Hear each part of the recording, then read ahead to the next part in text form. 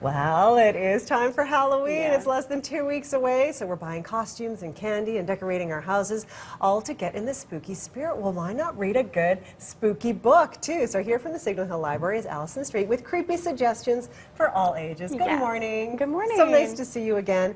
So why don't we just start right with the little ones, because of course they want to get in on it too, They really do. right? So these aren't too creepy. Obviously not. No, not for the little ones. Yeah, this is a Peep and Egg. I'm not trick-or-treating, and this one is so cute. It has very adorable illustrations. Peep is ready to go trick-or-treating. Egg is a little bit scared. Oh. You could see monsters, vampires at any time, so he's a little nervous. That's just like in my house. When Yeah, my kids were little, absolutely. one was ready to go, the other a little bit scared. A little bit nervous. Yes. Oh, here's a classic author. Yes, so we have The Witches by Roald Dahl. So I'm sure most people know Roald Dahl. If not, he's the author behind some of the most beloved children's books of all time. So James the Giant Peach, Matilda. This one is all about a grandmother and her grandson. She's a retired witch hunter. Oh, and what age group are we looking at here? This is definitely for school-age kids. Yeah, I was thinking my daughter might like this one. She's 8. That sounds about right? Yeah.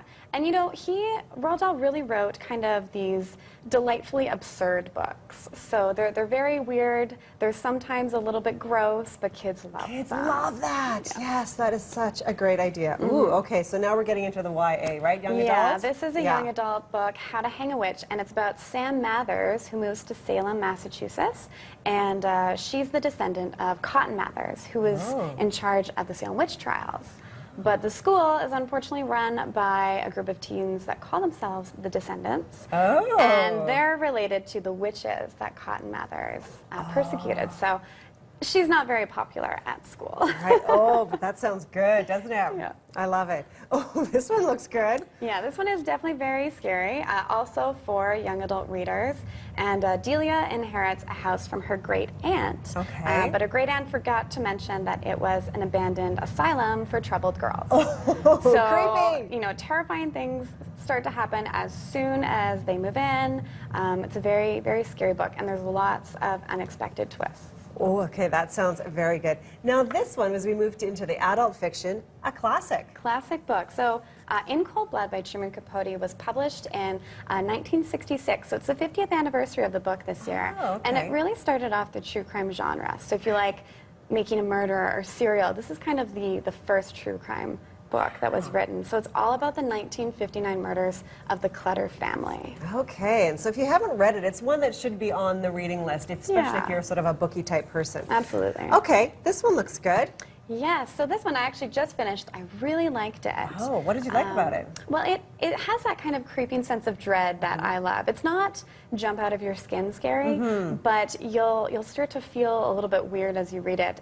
Sam is a contestant on a survival reality TV show, and they are secluded in the wilderness, and while they're out there, a disaster takes place in the real world, and it really blurs the lines between reality TV and reality.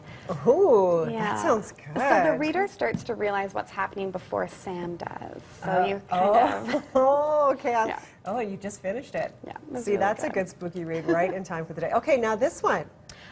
So this one is all about 3 girls, Amy, Piper, and Margot, and they grow up in the Tower Motel. And so they love to run around, they scare each other, they make up family stories. So their favorite is about Aunt Sylvie, who, legend has it, moved to Hollywood to become a big star, but no one ever heard from her again. Ooh, I like it. Yeah. These are great options. Well, because we're in the spirit, I thought I would throw one of my favorite spooky reads in there, one of my picks. So you'll remember Audrey Niffenegger. She wrote The Time Traveler's Wife, which was a very popular book, which was then turned into a movie. She also wrote a book called Her Fearful Symmetry. And this is it right here. I read this last year, even though it goes back to 2009. But it, too, is a bit creepy. It leaves you feeling a bit weird. It's about 2 sisters in their 20s. They're twins. They inherit an aunt's flat who has passed away in London, but they don't realize that the flat is right in a cemetery, and it might be haunted by that dead aunt. So yes, there's cemeteries and ghosts, and it's good fun. Wonderful. Thank you so much for being here.